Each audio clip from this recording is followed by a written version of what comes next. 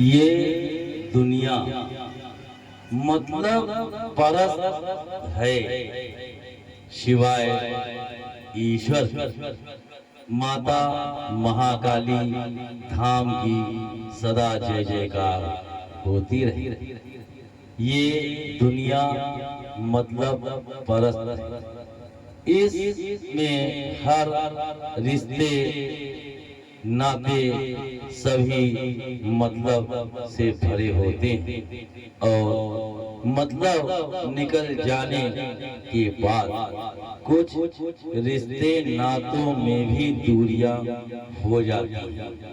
जब तक मतलब रहता है तब तक हर रिश्ता, हर नाता, हर दोस्त सब एक ही तरह का व्यवहार करते हैं और मतलब जब निकल जाता है वो किनारे हो जाता। यहाँ तक कि देखा गया है किसी घर में, किसी परिवार में यदि दो बच्चे हैं, उनमें से एक बच्चा बहुत अधिक कमाता है और दूसरा कुछ नहीं करता, उस घर में माता पिता भी बच्चों में भेद कर देते हैं।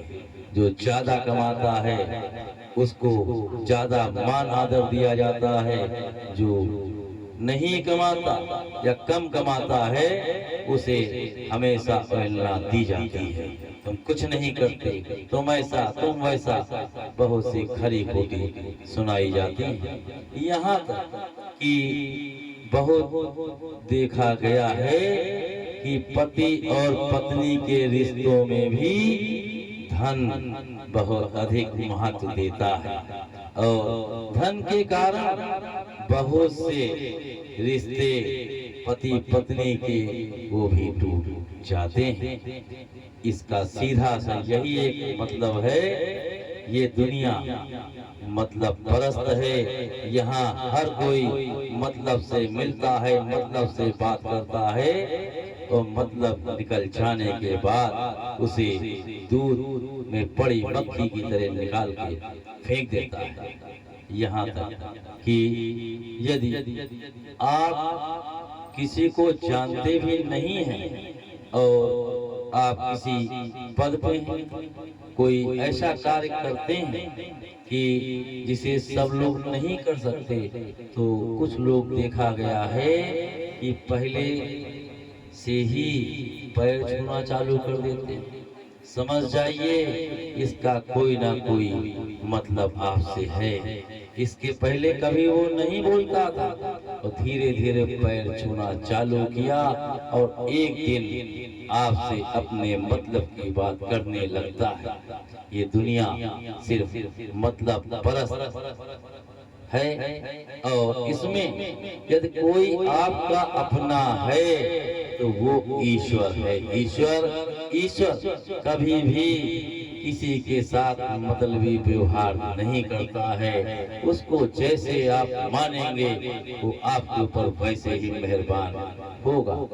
दुख का समय हो, सुख का समय हो, ईश्वरीय शक्तियां हमेशा आपके साथ रहती हैं और ये लोग, इस दुनिया के लोग, आपके पास मान है, सम्मान है, धन है, दौलत है, तो मधुमक्खियों की तरह आपसे लिपटे रहते हैं। आपके चारों ओर हरदम कोई न कोई रहता है और जिस दिन आपके पास धन दौलत मान सम्मान खत्म हो जाता है, लोग आपसे इस तरह दूर हो जाते हैं कि आपके पास कोई भी दिखाई नहीं पड़ता। जब धन दौलत मान सम्मान होता है उस समय अपनों की तो छोड़िए, अपने तो अपने कहे ही जाते हैं, पराए भी अपनों से ज्यादा नजर आते हैं। लेकिन जब किसी कारण, किसी समय चक्र के पहिए के कारण आपके ऊपर दुख का समय आता है, उस समय परायों की तो छोड़िए, अपने भी पराए हो जाते। ये सीधा यही दर्शाता है कि धन दौलत सुख के समय आप लोगों से घिरे रहते हैं, और जब दुख आता है, आपके पास धन दौलत में कमी आती है, तो आपके पास कोई दिखाई नहीं पड़ता। इसका यही आशय है। ये दुनिया मतलब से जुड़ी है, मतलब के लिए आपके पास है, और जब उसका मतलब आपसे हल हो जाता है, आपसे पूरा नहीं होता, वो आपको छोड़ करके चले जाते। पर ईश्वर कभी भी आपको नहीं छोड़ता, और आप ही ईश्वर से दूर हो जाते हैं। क्यों? जब दुख का समय रहता है, उस समय आपके पास कोई नहीं रहता, तब आप ज्यादा से ज्यादा समय ईश्वर के सत्संग में, कीर्तन में, भजन में, पूजा में बिताते हैं। और जब दुख का समय खत्म होता है, धन दौलत मान सम्मान मिलता है, उस समय धीरे धीरे लोग फिर आपके पास आने लगते हैं, और आपके पास समय ही नहीं रहता कि आप ईश्वरीय शक्तियों को उसी तरह आप जान सके, पहुंच सके, मान सके। वो आप अपने दोस्तों में, धन दौलत में ही मस्त हो जाते। ये गलत। हमेशा आप दुख के समय जितना ईश्वरीय शक्तियों को याद करते हैं, सुख के समय उससे ज्यादा याद करें। आप देखेंगे यदि दुख आया तो भी आप जान नहीं पाएंगे, और दुख बड़ी आसानी से चला जाएगा। और जब आप ईश्वर से दूर होते और इस दुनिया के प्राणियों से जुड़ जाते हैं जो सही में आपके नहीं हैं, तो एक दिन पुनः आप दुख में फंस जाते हैं। उस समय फिर आप ईश्वर ईश्वर ईश्वर ईश्वर करने लगते हैं। इसलिए हमेशा ये समझें, ये जाने, ये माने कि इस मतलब पर दुनिया में आपका कोई नहीं है सिवाय ईश्वर। लोग कहते हैं ये शरीर मेरा, लेकिन इस शरीर को जो अपना कहते हैं वो शरीर भी अपना नहीं है। यहाँ तक कि जब आपका अंत समय आता है, ये शरीर भी साथ छोड़ देता है, और अंत समय के पहले जिन बालों को आप अपना कहते हैं, अच्छे अच्छे शैम्पू लगा के आप उन्हें साफ करते हैं, धीरे धीरे वो भी झड़ने लगते हैं, आपसे दूर हो जाते हैं। जिन दांतों को आप अच्छे अच्छे मंजनों से रगड़ते हैं, धोते हैं, वो भी धीरे धीरे टूट जाते हैं, गिर जाते हैं, आपसे अलग अलग हो जाते हैं। जब आपके शरीर के साथ ही आपके नहीं हैं, तो इस दुनिया में कौन आपका होगा? इस रहस्य को अवश्य समझना चाहिए। एक प्रश्न कि एक गांव में एक महात्मा जी रहते थे। महात्मा जी बहुत ही ईश्वरीय शक्तियों की कृपा उन पर हमेशा रहती थी। वो भजन कीर्तन सत्संग में हमेशा लगे रहते, और उनके आश्रम में काफी लोग आते थे, और कीर्तन भजन आज के माध्यम से ईश्वरीय शक्तियों का ध्यान करते थे। महात्मा जी के आश्रम एक लड़का आता था, और महात्मा जी के कीर्तन भजन सत्संग से बड़ा प्रभावित होता था। वो रोज आता तो बड़े ही ध्यान से सब कुछ सुनता। महात्मा जी की भी नजर उसके ऊपर रहती, और वो हमेशा उसे कुछ ना कुछ समझाया करते, बताया करते। और एक वो लड़का आया, उसने कहा, गुरुवर आपकी कृपा से, श्री सत्य कृपा से हमारी शादी तय हो गई। महात्मा जी ने कहा, बेटा बहुत अच्छी बात है, परंतु तुम मुझसे थोड़ा दूर हुए। मुझसे का मतलब है ईश्वरीय शक्तियों से थोड़ा दूर हुए। वो लड़के ने कहा, गुरुजी ऐसा कैसे? मैंने कहा वक्त आने पर बताएंगे। वो लड़का चला गया, आने लगा धीरे धीरे। वो बीच में एक आध दिन नहीं आता। फिर एक दिन वो लड़का आया, बोला, गुरुजी हमारी शादी फला तारीख को है। अब गुरुजी ने कहा, कि बेटा तुम मुझसे और दूर हुए और ईश्वरीय शक्तियों से दूर हो रहे हो। लड़के ने पूछा कैसे? महाराज जी ने, गुरु जी ने, महात्मा जी ने बताया कि वक्त आने पे बताया जाएगा। वो लड़का चला गया, उसकी शादी हुई और वो शादी के बाद इतना शादी घर परिवार में रम गया कि कई कई दिनों तक वो आश्रम में नहीं आया और काफी दिनों बाद वो आश्रम में आया। महात्मा जी के पास गया, कहा गुरुवर मेरे पास समय ही नहीं है, हम आश्रम कैसे आए? पत्नी की देखभाल करना है, माता पिता की देखभाल करना है, खेती बाड़ी भी करनी, उसी में सारा समय लग जाता है। तब महात्मा जी ने कहा बेटा मैंने पहले ही तुमसे कहा था कि तुम मुझसे और ईश्वरीय शक्तियों से दूर हो रहे हो और तुम दूर हो गए, ये गलत। हमेशा समय निकालो और कीर्तन भजन ईश्वरीय शक्तियों के ध्यान में भी थोड़ा समय लगाओ। ये 24 घंटे का समय होता है, इसमें से आधा घंटे भी जब तुम ईश्वरीय शक्तियों की शरण में बिताते हो तो तुम्हारा हित ही हित होगा। उस लड़के ने कहा गुरु जी हम क्या करें? मेरे माता पिता मुझे इतना प्यार करते हैं, मान देते हैं और मैं यदि 1 मिनट के लिए भी इधर से उधर हो जाऊं तो वो परेशान हो जाते हैं, इसीलिए हम आपके आश्रम में नहीं आ पाते। तब गुरु जी ने कहा बेटा ऐसा नहीं है, तुम खेती बाड़ी संभालते हो, घर का पूरा ख्याल रखते हो, इसीलिए सब तुमको इतना चाहते और मानते हैं। ये दुनिया मतलब परस्त है, ये परिवार के लोग मतलब परस्त हैं, लेकिन फिर भी थोड़ा समय ईश्वर इस शरण में दो। लड़के ने कहा गुरु जी हम बहुत सोचते हैं परंतु क्या करें, बिल्कुल ही समय नहीं है। हम 2 मिनट के लिए भी हटते हैं तो माता पिता पत्नी सब परेशान हो जाते हैं। फिर गुरु जी ने कहा बेटा ऐसा नहीं है, वो तुम्हारे कामों के कारण ही तुमसे इतना प्रेम करते हैं, बाकी ईश्वर के सिवा कोई भी तुम्हारा नहीं है। तब लड़के ने कहा गुरुजी हम भी सोचते हैं परंतु मेरी समझ में कुछ नहीं आता।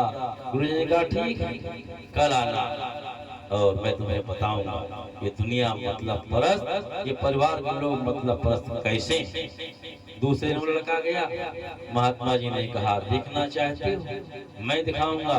महात्मा जी ने एक जड़ी दी और कहा शाम के समय इसे अपने मुंह में रख करके तुम लेट जाना और जब ये मुंह में रखोगे उस समय तुम्हारा शरीर स्थिर हो जाएगा और आपके शरीर में कोई हरकत नहीं रहेगी और धड़कन आज सब बंद हो जाएगी। परंतु तुम सब कुछ सुनोगे, सब कुछ जानोगे, परंतु शरीर में कोई हरकत नहीं होगी और तुम जान जाओगे कि दुनिया कितनी मतलब परस्त। उस लड़के ने कहा ठीक है और वो शाम को घर पहुंचा और शाम के समय ही वो अपने बिस्तर पे लेट गया और जड़ी को अपने मुख में रख लिया। थोड़ी देर बाद पत्नी आई, खाना बना करके कहा उठो खाना खाओ चल के। और उसने देखा कि कोई भी शरीर में हरकत नहीं हो रही है। उसने हिलाया डुलाया और वहां से भाग गई रोते हुए और अपने सासू से कहा देखो देखो देखो उनको क्या हो गया। और ये सही भी है कि सांस चलती है तो कोई डर नहीं लगता और सांस निकल जाती है तो चाहे वो पत्नी हो चाहे कोई हो बहुत दूर भागता है, इतना डरता है। 2 मिनट पहले जिसकी सांस चल रही थी उसके साथ लेटा था, सांस निकल जाती है, कोई जान जाए तो उसके पास लेट भी नहीं सकता। सभी लोग दौड़े दौड़े आए, सबने हिलाया डुलाया, देखा कि उसमें तो कोई जान नहीं। सभी रोने लगे, गाने लगे, चिल्लाने लगे हे भगवान ये क्या कर दिया, ये क्या कर दिया। जैसे भगवान का यही काम, भगवान का काम नहीं होता है फिर भी लोग कहते हैं हे भगवान ये क्या कर दिया, ये क्या कर दिया। और ऐसे समय ही कुछ ऐसी घटनाएं होती हैं जिन्हें अधिकतर देखा जाता है और बड़ी ही रहस्यमयी घटनाएं होती हैं। जिसे देखो कहता है भगवान मेरे प्राण ले लो और इसे उठा लो। जो भी आता है पत्नी यही कहती है, हे भगवान मेरे प्राण ले लो, इन्हें उठा दो। बाप यही कहता, माता यही कहती, बहन यही कहती, सब लोग यही कहते, हे भगवान मेरे प्राण ले लो, इसे उठा दो। और कितना ये रहस्यपूर्ण वातावरण होता है, क्योंकि सही में अगर भगवान आ जाए तो कहें ठीक है चलो हम तुम्हें ले चलते हैं, इसे उठा देते हैं। आप सोच सकते हैं कौन जाएगा, कौन जाएगा? कोई नहीं जाएगा। कहने को बड़ा अच्छा लगता है पर हकीकत बहुत कड़वी होती है। फिर सब लोगों ने कहा कि अब क्या करें क्या करें। तभी माता जी ने कहा लड़के की कि ये गुरु जी के आश्रम में जाता था, उन महात्मा के आश्रम में, तो हमने सुना बड़े वो चमत्कारी, चलो उन्हीं के पास चलते हैं, वही कुछ करेंगे।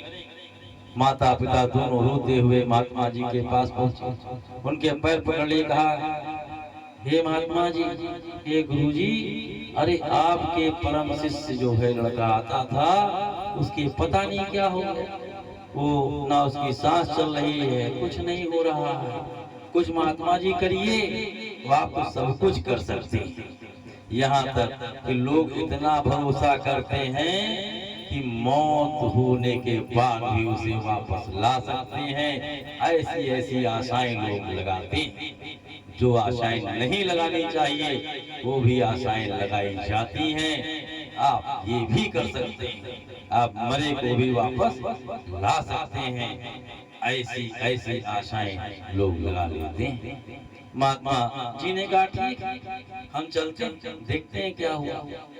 महात्मा जी ने कमंडल उठाया और चल और वहाँ पर पलंग के बगल में कुर्सी आई, उस पे बैठ गए और कमंडल को मेज पे रख दिया और उसकी नाड़ी पकड़ी, देखा, कहा अब कुछ नहीं हो सकता, जो होना था हो गया, अब कुछ नहीं हो सकता। सब लोग बड़ी आशा में थे कि महात्मा जी कुछ ना कुछ कर्तव्य दिखाएंगे, परंतु महात्मा जी ने कहा अब कुछ नहीं हो सकता। सब लोगों ने कहा अरे महात्मा जी ऐसा कैसे, अरे आप तो सब कुछ कर सकते हैं, और कुछ ना कुछ तो उपाय आपके पास होगा ही, और कुछ ना कुछ जुगाड़ तो होगा ही, जुगाड़ बहुत चलता है, कुछ जुगाड़ करिए। महात्मा जी ने कहा ठीक है सोचते हैं। महात्मा जी ने सोच के कहा कि ठीक है एक प्याला लेकर के आओ। तुरंत लोग भागे, जल्दी से प्याला आया, महात्मा जी ने कमंडल से उस प्याले में जल भर दिया। कहा ठीक है उपाय है, और इस प्याले में रखे जल को जो भी पिएगा वो मृत्यु को प्राप्त होगा, और ये लड़का उठ करके बैठ जाए। सभी एक दूसरे का मुंह देखने लगे और महात्मा जी ने कहा चलो आगे बढ़ो, कोई पियो। अभी तो आप लोग कह रहे थे मुझे उठा लो, मुझे उठा लो भगवान, इसे जिला दो, अब तो आराम से पी सकता है कोई। और महात्मा जी ने लड़के के बाप से कहा आइए। अरे उनका महात्मा जी अगर हम जल पी लिए हम मर गए, मेरी पत्नी की देखरेख कौन करेगा, उसका क्या होगा। तब लड़के की माता से कहा, माता ने कहा अगर मैं मर गई तो मेरे आदमी की सेवा कौन करेगा। इसी तरह सबने जवाब दिया। बहन ने कहा अभी तो मेरी शादी भी नहीं हुई, मैंने दुनिया देखी ही नहीं, और महाराज जी आप ऐसा कह रहे हैं। तब महात्मा जी ने उस लड़के की पत्नी से कहा कि तुम आओ इसको पी लो। तब उस औरत ने कहा अगर महात्मा जी मैं पी लिया जल और मैं मर गई तो फिर इनके जीने से फायदा ही क्या है, जब मैं ही मर जाऊं और ये जी जाएं तो फायदा ही क्या है। महात्मा जी ने कहा अभी तो आप लोग कह रहे थे हमें उठा लो, हमें उठा लो। तभी सब लोगों ने महात्मा जी को रुकिए अभी हम लोग आते हैं। सभी लोग कमरे में चले गए और वहां कुछ सोच विचार किया, लौट करके आए। लड़के के पिताजी बोले महात्मा जी, हमने सुना है आपका आगे पीछे कोई नहीं और आप अकेले रहते हैं, और ये भी सत्य है कि ये लड़का आपका परम शिष्य है। क्या आप अपने शिष्य के लिए इतना भी नहीं कर सकते? अरे ये तो आपका धर्म है, और अपने शिष्य के लिए आप ही प्याले को पी लें। महात्मा जी ने कहा, अरे हम तो सत्संग करते हैं, कीर्तन करते हैं, लोगों को इस विषय के बारे में बताते हैं। तभी सभी ने कहा, महात्मा जी कम से कम इतना तो आप कर ही सकते हैं। महात्मा जी समझ गए अब आगे बताना बेकार है। उन्होंने प्याले को उठाया और आधा प्याला पी लिया, आधा प्याला लड़के के मुख में डाला और धीरे से जड़ी निकाल। लड़का उठ करके बैठ गया। महात्मा जी ने कमंडल उठाया, चल दिए। लड़का उनके पीछे पीछे चलने लगा। तब लड़का, बेटा ये क्या कर रहे हो? तब उस लड़के ने कहा, मैंने सब कुछ सुन लिया है, देख लिया है, न मेरे माता है, न पिता है, न पत्नी है, कोई नहीं है, और मैं अब इस दुनिया से दूर जाता हूँ और अब सिर्फ ईश्वरी शक्तियों की शरण में ही रहूंगा, क्योंकि असली सिर्फ वर कोई साथ देता है तो ईश्वर है, और ईश्वर के सिवा कोई नहीं। वो बड़ा महात्मा जी रुक गए, कहा, नहीं बेटा, ये क्या कर रहे हो? मेरा मतलब सिर्फ ये है कि तुम साधु महात्मा मत बनो, तुम गृहस्थ रह करके, परिवार में रह करके, परिवार का पालन कर करके तुम थोड़ा समय ईश्वरी शक्तियों की शरण में बिताओ। इससे बड़ा न कोई धर्म है, न कोई कर्म है। और जो लोग परिवार को छोड़ करके साधु महात्मा बन जाते हैं और अपने कर्तव्यों से हट जाते हैं, उनका तो कोई भी ईश्वरी शक्तियां मदद कर ही नहीं सकती, उनका साथ भी नहीं देती हैं। सबसे बड़ा धर्म है कि गृहस्थ रह करके परिवार का पालन पोषण करना, परिवार के साथ रहना, और परिवार के साथ रहते हुए साधुवत जीवन जीना ही सबसे बड़ा धर्म है, कर्म है।